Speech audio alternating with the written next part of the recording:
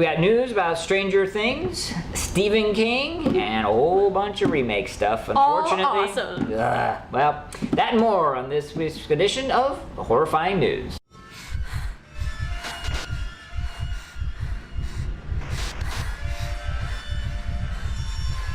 Stop the presses. Before we do this edition of the news, I want to let everybody know in advance, up front, you're definitely going to want to tune in next week because I have made a decision. I am going to Peru and searching for a predator. Okay.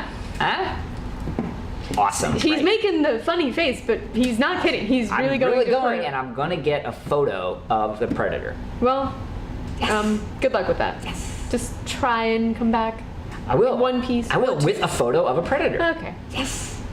Anyway, in other awesome news, there's a new up-and-coming website, it seems like. It's called Crypt Haunt. And you can find haunted houses in your area. Yes. And I feel kind of stupid that no one thought about that before. Very, very good idea. And I believe you can even buy the tickets for those haunted houses. So it's kind of the best of both worlds. And still new, it looks like. Very new. What a really, really great idea. Zip code in, buy tickets right from there. Boom. You're done. Check it out.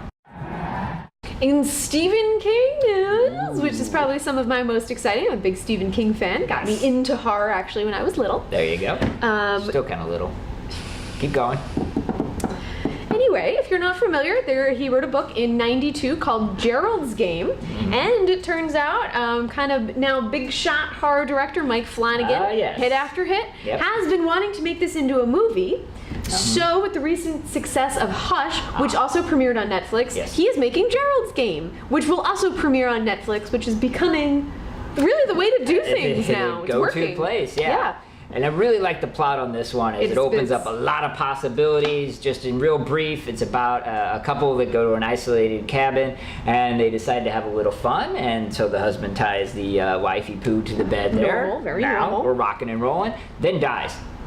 Oops. And apparently the rest of it. But the wife is handcuffed to the bed, by the way. She's still handcuffed to the bed and has a little possibly psychological breakdown. I don't know. It's definitely one that we're going to keep an eye out. And of course, next year, I think. Next year on Netflix. Well, much to my woe and chagrin, we have a couple of remake stories to talk about. This should be exciting. Oh, God. Well, first up, I can't believe I'm saying these words. They are remaking The Toxic Avenger. Why? And is that necessary? Well, okay, so normally I just go to remake sucks, everything else, and people tune out. However, she tunes out. I'm gonna say this. When The Toxic Avenger was made and it came out, the filmmakers, for all intents and purposes, took it seriously. Yeah, yes, it's a silly movie, but you know, they seriously made it. It became a cult classic.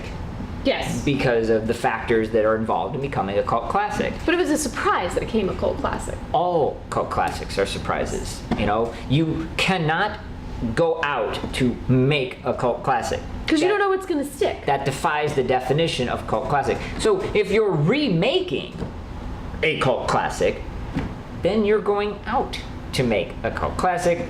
And failure from the get-go. Now, Lloyd Kaufman's executive producing on that, so people are like, oh, it's going to be true to form. No, he's getting a paycheck.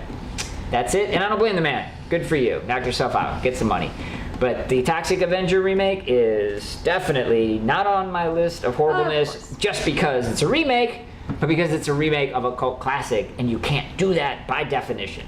What? Dante doesn't like remakes? It's true. I can't believe this is news. It is anyway, news. What is actually news is I strongly disagree with something that's happening in terms of... I'm sorry, just all the air went out of me. Okay, go ahead. I guess this isn't technically a remake. What?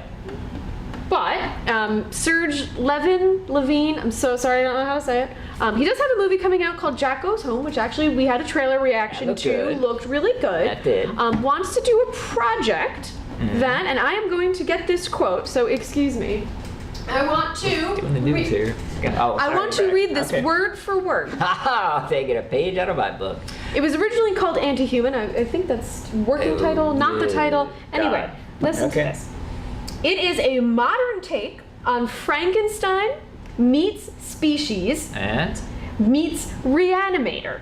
Ooh. There is no cheesiness in it. It is a very dark and serious piece. This quote is from June 2016.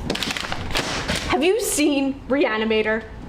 It is a dark and serious piece with no cheesiness. Excuse me, why is Reanimator in there? Don't touch Reanimator. Hello, what's happening? This is a remake of Reanimator, is what you're saying. I don't quite know what it is, because none of those things match. Which one of these is not like the others? Yes. Species and Frankenstein have slightly something to do with each other. Reanimator doesn't really, and it was funny on purpose. Yes. And I actually am not unfamiliar with this as well. I did a little prep and found out that no one associated with Reanimator is having anything to do with this. Oh, no. No Stuart Gordon, Oh, no no. Brian Yuzna, no Jeffrey Combs, my man Jeffrey Combs. Jeffrey Combs is Herbert West, for Christ's sakes.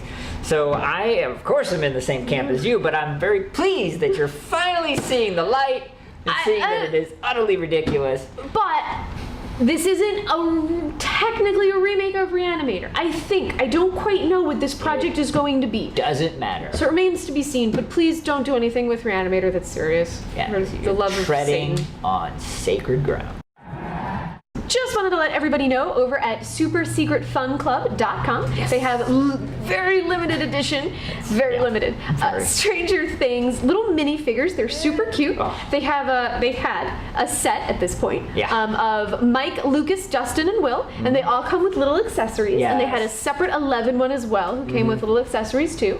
They all come with a mixtape. Yeah, very cool. Mixtapes. Unfortunately, at this particular moment, they are sold out. They were very limited. I can't imagine they will stay sold out. Now, they're actually hand painted, Yes. and that explains the limited run. But how cool. Yeah, very cool. They had 10 originally, boom, gone, like we said. Our guess is they've got their minions hand painting like till their hands fall off. So Yes. you probably want to check it out every so often, and hopefully they will have an edition run I'm to sure purchase. they Without will. question. Yeah, if you guys are smart, get to painting. This may or may not be the last edition of Horrifying News, depending on if Dante gets back from Peru or not. We'll find out. I'm totally getting back with photos of the Predator. Subscribe to our channel so you can be notified if he is alive in a week, and also drop some comments below. Maybe you have some fun things to do in Peru. And definitely subscribe to our social media channels above, because that's where the first photos are going up. I'm telling you, it's gonna be awesome.